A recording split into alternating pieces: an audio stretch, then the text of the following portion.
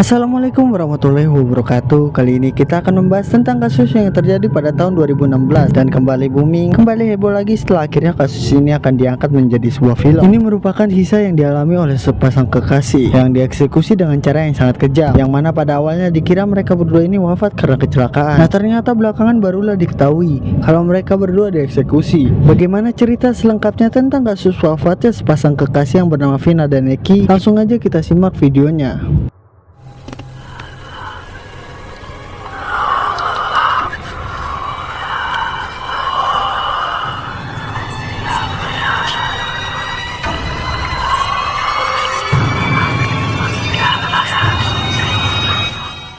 Sebelumnya kita bahas dulu profil dari kedua korban. Kedua korban ini bernama Vina Dewi Arsita, warga Samidikun, Cirebon, dan cowoknya itu bernama Muhammad Rizky Rudiana atau biasa dipanggil Eki, warga Bumi Arumsari, Cirebon. Mereka berdua ini berumur 16 tahun, merupakan sepasang kekasih, dan hubungan mereka ini terbilang masih cukup baru, yaitu mereka baru pacaran 6 bulan.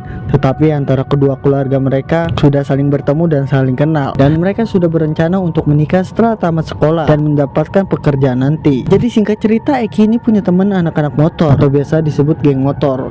Dia sering nongkrong sama teman-temannya tersebut dan membawa Vina. Di sana Vina ini diperkenalkanlah kepada teman-temannya. Salah satu temannya ada yang bernama Egi. Di dalam alur cerita ini nanti Egi ini akan menjadi orang yang suka sama Vina. Jadi dia naksir sama Vina. Nah, nanti cerita lengkapnya kita ceritakan di belakang.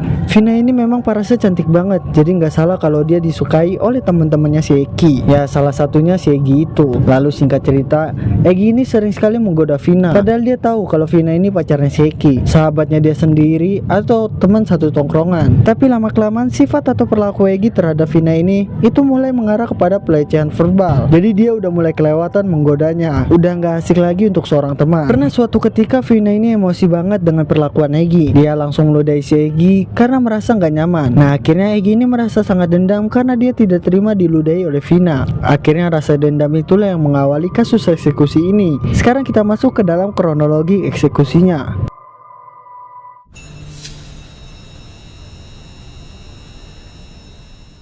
Jadi pada tanggal 27 Agustus tahun 2016 sekitar jam 10 malam, di saat itu Vina dan Eki bersama dengan beberapa temannya yang tidak bisa saya sebutkan namanya. Mereka itu melintasi sebuah jalanan di kawasan Kali Tanjung, Cirebon. Karena sudah larut malam, kondisi jalanan di saat itu cukup sepi, nggak ada orang sama sekali di malam itu. Mereka benar-benar menikmati suasana kota Cirebon pada malam hari. Setelah mereka melewati SMP Negeri 11 Kali Tanjung, di tengah keasikan mereka menikmati malam, tiba-tiba ada sekelompok orang yang datang dari arah belakang. Jumlah mereka ada 11 orang. Mereka langsung mengejar Eki dan Vina. Nah, tidak hanya itu, teman-teman mereka yang lain juga ikut dikejar. Di dalam pengejaran tersebut, sekumpulan orang itu langsung melemparkan batu kepada Eki, Vina dan teman-temannya. Nah, di saat itu Eki dan Vina serta teman-temannya kalah jumlah dan mereka tidak mau cari ribut. Akhirnya mereka kabur dari kejaran geng motor tersebut. Mereka kabur terpisah dan anehnya geng motor tersebut tidak mengejar teman-temannya Eki dan Vina. Mereka hanya mengejar Eki dan Vina. Benar-benar tujuannya buat mereka berdua.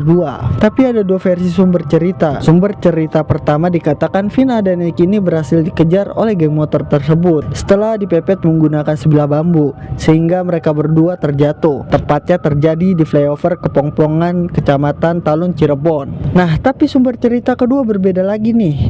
Ada yang bilang kalau Eki dan Vina ini sebenarnya sudah sempat kabur dari kejaran geng motor tersebut. Tapi entah kenapa tiba-tiba mereka kepikiran untuk kembali lagi melalui jalan di depan SMP Negeri 11 Kali Tanjung itu, karena berpikir para geng motor ini sudah cabut atau sudah pulang dan kondisi sudah aman. Nah, ternyata mereka salah. Di saat mereka melintasi jalan tersebut, ternyata para geng motor itu sudah bersiap-siap di depan sekolah SMP 11 itu. Disitulah mereka melihat Vina dan Eki dan langsung menangkap mereka berdua. Dan mereka berdua dianiaya. Tapi ending dari cerita ini sama-sama terjadi di flyover itu. Jadi Eki dan Vina ini dieksekusi di flyover. Lalu setelah itu Eki dan Vina ini dianiaya menggunakan sebilah bambu sampai mereka lemas dan tidak sadarkan diri. Kondisi jalanan di saat itu benar-benar sepi, nggak ada yang melihat dan nggak ada yang membantu. Setelah Eki dan Vina ini benar-benar lemas, mereka langsung diseret ke atas motor dan dibawa ke tempat yang sepi untuk akhirnya dieksekusi. Lokasi eksekusi tersebut adalah di Jalan Perjuangan Kota Cirebon. Lokasi tersebut tersebut sangat cocok untuk mengeksekusi karena itu merupakan sebuah lahan tanah kosong tepat di depan SMP Negeri 11 Kali Tanjung. Nah, di saat itu Eki dan Vina dibawa ke sana dan mulai dihabisi oleh geng motor ini. Benar-benar babak belur mereka berdua. Awalnya target geng motor ini hanya si Eki,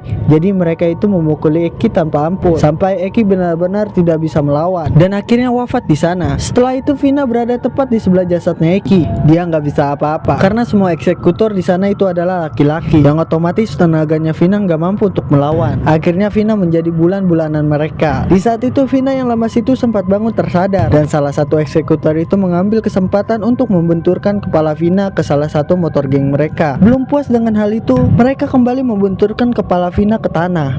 Ada yang bilang ke aspal. Terus yang lebih kejamnya, mereka tuh mengambil sebelah balok dan memukul bagian kemaluannya sampai kemaluannya berbunyi, lalu mengambil motor dan melindas bagian kakinya. Yang lain itu fokus kepada Eki, sementara salah satu pelaku atau eksekutor yang fokus kepada Vina itu hanya si Egi, karena dia yang benar-benar dendam terhadap Vina. Egi pada saat itu memanfaatkan situasi. Di saat Vina ini masih bernafas, dia mencoba untuk memperkaos Vina dan dia mengajak semua eksekutor untuk secara bergilir memperkaos Vina di saat itu. Setelah mereka puas memperkaos Vina, barulah akhirnya mereka mengambil balok, langsung dihantamkan di kepala Vina. Vina pun wafat. Setelah mereka mengeksekusi kedua pasangan ini, barulah mereka panik mencari cara agar bisa menghilangkan jejak mereka. Nah, akhirnya mereka punya ide untuk membuat skenario seolah-olah ini hanya kecelakaan tunggal. Mereka langsung membawa jasad Eki dan Vina ke tempat terakhir mereka tertangkap, yaitu di flyover Kepongpongan. Nah, saking sepinya lokasi tersebut, mereka sampai bisa merekayasa kejadian dengan cara membuat seolah-olah Eki dan Vina ini menabrak trotoar sehingga kecelakaan fatal pun terjadi. Nah, terus di sana juga ada tiang lampu yang mereka manfaatkan untuk skenario tersebut. Lalu jasad Eki dan Vina itu langsung diletakkan dan ditinggalkan di jalanan flyover tersebut. Singkat cerita, keesokan harinya tepat pada tanggal 28 Agustus tahun 2016, seorang pengendara itu melintasi flyover Kepongpongan. Mereka langsung melihat ada dua jasad yang tergeletak di sana berserta dengan motornya. Langsung dia melaporkan kejadian tersebut kepada pihak kepolisian dan pihak kepolisian datang langsung ke TKP. Sesampainya di TKP, pihak kepolisian melihat kondisi TKP yang sebenarnya sudah direkayasa. Namun di saat itu pihak kepolisian langsung menyimpulkan kalau itu merupakan kecelakaan tunggal. Jasad Eki dan Vina langsung diangkat dibawa ke rumah sakit setelah akhirnya diserahkan kepada keluarga masing-masing. Di saat itu pihak keluarga tidak berpikir apa-apa, tidak ada kecurigaan. Mereka juga sudah ikhlas dengan kepergian Vina dan Eki, terutama keluarganya Vina. Nah, lalu kejanggalan mulai terlihat ketika jasad Vina dimandikan. Yang pertama kali melihat kejanggalan adalah neneknya. Jadi neneknya ini waktu memandikan jasad Vina itu melihat kok lukanya tuh aneh gitu. Sebuah luka yang didapatkan ya seolah-olah itu dilakukan secara berkali-kali, dihantamkan secara berkali-kali. Karena logikanya kalau ini memang kecelakaan tunggal, udah pasti lebamnya itu ya lebam hantaman sekali doang, tangan, di kaki. Tapi lebam dan luka yang dialami oleh Vina itu aneh banget, terutama di bagian kakinya. Karena seperti yang kita tahu ya, itu merupakan luka bekas dilindas secara berulang-ulang. Wajahnya juga aneh, wajahnya itu seperti dihantam secara berkali-kali menggunakan benda tumpul. Padahal kalau memang tertabrak tiang listrik ya nggak segitunya lukanya. Nah, akhirnya neneknya ini mencoba untuk membersihkan pikiran, berpikir positif dan mengikhlaskan semuanya. Sampai pada akhirnya pun dimakamkan di TPU Kisang Desa Jadi Mulia, Kecamatan Gunung Jati, Cirebon. Namun ternyata pihak kepolisian itu tidak semerta-merta langsung menyimpulkan kalau itu adalah kecelakaan tunggal. Nah, selama ini ternyata kecurigaan neneknya Vina itu sama dengan kecurigaan pihak kepolisian. Tapi pihak kepolisian tidak mau mengungkapkan terlebih dahulu kepada pihak keluarga. Mereka mencoba melakukan penyelidikan. Setelah jasad Eki dan Vina dibawa ke rumah sakit dan dilakukan otopsi, nah ditemukanlah kejanggalan-kejanggalan yang aneh, yaitu bagian lukanya dia. Pihak kepolisian di saat itu diam-diam langsung melakukan penyelidikan tentang keanehan tersebut. Nah, sementara pihak keluarga hanya diberitahukan kalau anak-anak mereka ini kecelakaan tunggal. Lalu pihak kepolisian semakin yakin kalau ini adalah tindakan eksekusi, bukan kecelakaan. Setelah teman-teman Vina dan Eki yang di malam itu ikut dikejar oleh para geng motor itu akhirnya melaporkan kepada pihak kepolisian. Mereka mengatakan kalau mereka itu sempat bareng-bareng dan akhirnya terpisah setelah dikejar oleh sekelompok orang. Nah, akhirnya pihak kepolisian semakin serius mengusut kasus ini dan bahkan penyelidikan itu sampai berjalan selama 4 hari. Akhirnya dilakukanlah pengembangan kasus berdasarkan bukti dan saksi atau kecurigaan pihak polisian kalau ini memang merupakan kasus eksekusi. Nah, ditemukanlah titik terang kalau pelaku adalah salah satu geng motor yang ada di sana. Ya, saya tidak bisa menyebutkan nama geng motornya. Yang jelas inisialnya itu MRK. Mungkin kalian ada yang tahu, silakan tulis di kolom komentar. Proses penangkapan tersangka itu dilakukan pada tanggal 31 Agustus tahun 2016. Awalnya pihak kepolisian meminta keterangan dari berbagai saksi dan menanyakan apakah ada sebuah geng motor yang terlihat sering berkeliaran di daerah tersebut, dan pihak kepolisian mencari tempat nongkrong mereka. Akhirnya polisi bisa mendeteksi keberadaan geng motor ini, dan di saat itu mereka sedang berada di Jalan Perjuangan, Majesem, Kampung Situgangga, Kecamatan Kesambi, Cirebon. Polisi langsung melakukan pengejaran berbekalkan informasi dari beberapa saksi. Akhirnya diringkuslah 8 orang, yaitu Rivaldi Aditya Wardana, usianya 21 tahun, Eko Ramadhani, usianya 27 tahun, Hadi Saputra berusia 23 tahun, Jaya berusia 23 tahun, Eka Sandi berusia 24 tahun, lalu Sudirman berusia 21 tahun, Supriyatno berusia 20 tahun, dan ada satu orang tersangka lain berinisial ST, yang mana dari beberapa sumber dikatakan namanya itu Saka. Nah, kenapa identitasnya disembunyikan? Karena si ST ini masih di bawah umur. Dari keterangan mereka, akhirnya mereka mengakui kalau mereka lah yang mengeksekusi pasangan Eki dan Vina. Nah, mereka juga membocorkan kalau ada 3 orang lain yang ikut bersama mereka, yang mana salah satunya inisialnya AN, lalu ada PG, dan yang terakhir sebagai otak di dalam kasus ini yaitu Egi. Mereka bertiga ternyata sudah pergi atau kabur dari Cirebon. Entah kemana mereka kabur. Di saat itu yang jelas mereka sudah tidak diketahui keberadaannya, termasuk orang tua mereka juga tidak mengetahui anak-anaknya ini kemana. Lalu pihak kepolisian langsung melakukan pengejaran terhadap 3 tersangka lain ini. Nah, sekarang kita masuk ke dalam kejadian mistis yang berhubungan dengan kasus ini, yaitu salah satu temannya Vina itu dirasuki oleh arwah korinya Vina. Temannya Vina ini bernama Linda. Dia ini memang seorang perempuan yang agak sensitif terhadap hal-hal supranatural, alias bisa dikatakan gampang kerasukan. Tiba-tiba nih pada tanggal 3 September tahun 2016, itu tepat 6 hari setelah Vina dimakamkan. Nah, Linda ini entah kenapa nggak ada angin, nggak ada hujan, menghubungi keluarganya Vina. Di saat itu Linda ini meminta keluarganya Vina ini untuk datang ke rumahnya. Jujur di saat itu keluarganya Vina agak sedikit merinding, karena kata Linda, Vina anak mereka ingin berbicara melalui si temannya ini, alias si Linda. Jadi si Vina ini mau masuk ke tubuhnya Linda sebagai media dan ingin berbicara kepada keluarganya ini. Percaya nggak percaya, tapi ini kejadiannya nyata dan benar adanya. Mungkin kalian yang nggak percaya gaib ya terserah kalian, tetapi di dalam agama Islam itu dipercaya adanya korin, bukan arwah yang punya tubuh yang gentayangan, tapi korin alias arwah pendampingnya, arwah yang selalu melihat keseharian si yang punya jasad. Otomatis inilah yang biasanya bakal menceritakan apapun yang dilihat semasa hidupnya si jasad. Nah, kita kembali lagi ke cerita keluarganya Vina yang dihubungi oleh Linda. Akhirnya mengiyakan permintaan tersebut. Mereka datang ke rumah Linda dan setibanya di sana mereka berbincang-bincang sedikit dengan Linda. Tidak lama setelah berbincang-bincang, tiba-tiba arwah Vina pun datang dan masuk ke tubuhnya Linda. Di saat itu Vina langsung berbicara mengenai bagaimana akhirnya dia bisa wafat dengan cara yang mengenaskan. Jadi semua kronologi diceritakan oleh Vina. Vina yang sudah masuk ke dalam tubuh Linda ini terus-menerus memeluk ayahnya dengan sangat erat sambil bercerita dan mengeluh kesakitan. Dia itu sambil nangis. Dia bercerita bagaimana awalnya dia sama Eki itu lagi jalan-jalan, lalu tiba-tiba ada geng motor yang mengejarnya sampai ke flyover Kepongpongan, dan di lokasi itu dia bilang Eki terlebih dahulu dianiaya oleh geng motor tersebut. Nah, baru setelah itu Vina juga mendapatkan pemukulan. Setelah mereka lemas, mereka dibawa ke sebuah lahan kosong di depan SMP Negeri 11 Kalitanjung. Nah, sesuai dengan kronologi yang saya ceritakan sebelumnya, kalian boleh lihat ada sebuah video rekaman tentang suara teman Vina kerasukan. Si Linda ini kerasukan arwah korinya Vina.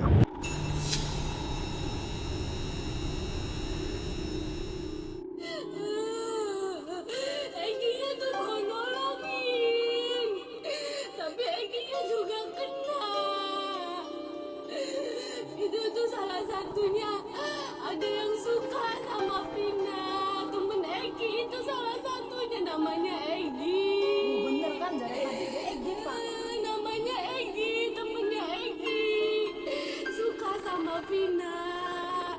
Terus Vinanya ngeludahin, dia aja dendam kayaknya sama Vina. Vina di saat itu benar-benar memberitahu bahwa dia sebenarnya tidak mengenal semua geng motor tersebut, tapi dia bilang Eki pacarnya mengenali salah satu orang, yang mana itu merupakan Egi, temannya Eki, dan Egi ini adalah orang yang suka terhadap Vina. Vina juga mengatakan kalau dia sempat diperkaos oleh para geng motor tersebut, dan geng motor ini memperkaos Vina tepat di hadapan Eki, yang mana di saat itu Eki sudah tidak diketahui masih hidup apa sudah wafat, sedangkan Vina itu ditutupi matanya oleh para geng motor. Dan Vina juga mengatakan kalau ada pelaku pelaku yang kabur ke Jakarta, yang mana dia merupakan otak dari aksi eksekusi ini, sekaligus merupakan seorang anak polisi. Dan masih ada 3 orang lain yang kabur dan belum tertangkap, yaitu salah satunya Egy. Nah, Egy ini yang menjadi otaknya juga. Di sini berarti ada 2 orang otak dari aksi tersebut, yaitu 1 orang yang merupakan anak polisi, yang satu lagi adalah Egy. Nah, setelah sebagian dari pelaku ini ditangkap, pihak polisian mengadakan rekonstruksi. Pada tanggal 26 September tahun 2016, 7 anggota motor tersebut diminta untuk memperagakan kembali aksi mereka. Namun tiba-tiba mendadak mereka ini tidak mau melakukan rekonstruksi dari 28 adegan yang disiapkan oleh Polda Jabar. Para pelaku ini baru memperagakan hanya 7 adegan doang. Nah, penolakan melakukan adegan tersebut tiba-tiba dilakukan oleh para tersangka karena mereka berubah pikiran. Mereka bilang bukan mereka pelakunya, bukan mereka yang melakukan penyiksaan terhadap Vina dan Eki, sehingga mereka berdua wafat atau tewas. Akhirnya pihak kepolisian yang di saat itu harus mengejar waktu melakukan rekonstruksi tersebut dengan para peran pengganti. Salah satu pengacara yang mendampingi para tersangka ini namanya itu adalah Jogi Nainggolan. Dia mengatakan alasan para tersangka ini menolak rekonstruksi gara-gara salah satu dari mereka di saat eksekusi terjadi itu justru berada di tempat lain katanya. Nah, ini emang agak sedikit rancu memang ceritanya. Lalu pada akhirnya untuk mengungkap kasus ini jauh lebih dalam dengan bukti yang kuat, akhirnya pihak polisian itu melakukan pembongkaran terhadap makamnya Vina dan Eki. Pembongkaran ini terjadi pada tanggal 6 September tahun 2016. Ketika itu sekitar jam 8 pagi, tim dokter forensik RS Bayangkara dan Disaster Victim Identification atau DVI tiba di pemakaman Eki dan Vina. Nah, di sana pihak petugas dibantu oleh para penggali kubur dan kedua jenazah diangkat dan dibawa ke sebuah tempat tertutup untuk dilakukan otopsi ulang. Otopsi baru selesai sekitar jam 11 siang dan benar saja dari hasil otopsi itu benar-benar memperlihatkan beberapa luka di sekujur tubuh kedua korban itu bukan disebabkan oleh kecelakaan, tapi merupakan aksi eksekusi. Dan bahkan di alat vitalnya Vina itu ada sebuah jejak yang menandakan kalau Vina ini diperkaos. Lalu akhirnya 7 tersangka ini tidak bisa mengelak lagi. Mereka pun harus menghadapi persidangan, sembari beberapa tersangka yang lain itu masih dalam pengejaran.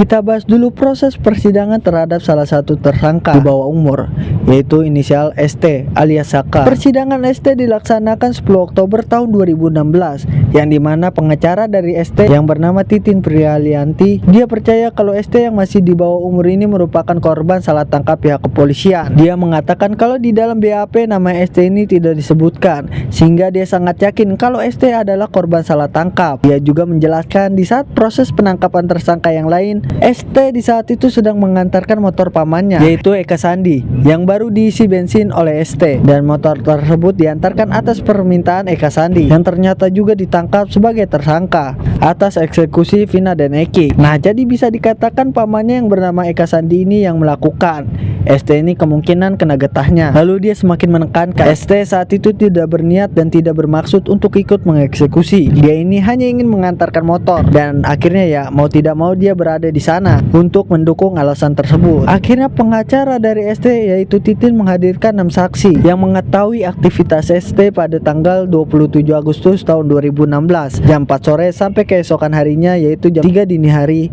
Namun sayangnya di saat itu menurut Titin majelis hakim mengabaikan keterangan para saksi yang dihadirkan di saat itu. ST yang masih di bawah umur itu tetap divonis bersalah dan dia tetap dihukum penjara selama 8 tahun sesuai dengan pasal 340 Junto 55 tentang eksekusi perencanaan. Pihak hakim yang mengatakan kalau aksi eksekusi ini sebenarnya ada unsur berencananya dengan skenario awal diatur ingin menyakiti Eki dan Vina. Hal ini dibuktikan dari temuan pihak petugas adanya sebuah SMS atau chat yang datang dari salah satu tersangka yang masih buron, yaitu Egy, yang mana Egy ini yang memprovokasi semua tersangka untuk menyerang gengnya Eki. Nah, jadi bisa dikatakan di sini selain gara-gara percintaan ada unsur permusuhan antara geng, alias mereka ini saling balas dendam. Lalu sidang tersangka yang lain itu dilaksanakan pada tanggal 26 Mei 2017. Di saat itu majelis hakim mengatakan bahwa mereka ini terbukti melanggar pasal 340 KUHP tentang eksekusi berencana dan menjatuhi hukuman penjara seumur hidup. Bayangkan tuh, masih muda. Selain itu mereka juga melanggar pasal 81 tentang melakukan persetubuhan di bawah umur. Namun mereka semua tidak terima dengan putusan hakim tersebut. Mereka mencoba untuk naik banding. Lalu sayangnya 3 pelaku yang masih buron itu sampai saat sekarang ini dikabarkan masih belum diketahui keberadaannya. Lalu akhirnya Setelah beberapa tahun berlalu, kejadian yang menimpa Eki dan Vina ini akan segera diangkat menjadi sebuah film layar lebar oleh rumah produksi The Company. Orang tua Vina itu berfoto dengan CEO The Company sebagai bentuk kesepakatan. Kejadian anaknya ini akan dijadikan film yang nantinya akan berjudul Vina Sebelum 7 Hari. Film ini tidak hanya akan bercerita tentang bagaimana sedihnya dan mencekamnya cerita yang dialami oleh Vina dan Eki, tetapi di sini juga akan menceritakan sisi lain atau sisi baik dari seorang Vina dan ibunya Vina yang bernama Sukaisi itu. Berharap film ini akan memperlihatkan gambaran terbaik sisi lain yang belum terungkap dari anaknya yang menjadi korban. Nah, kita tunggu aja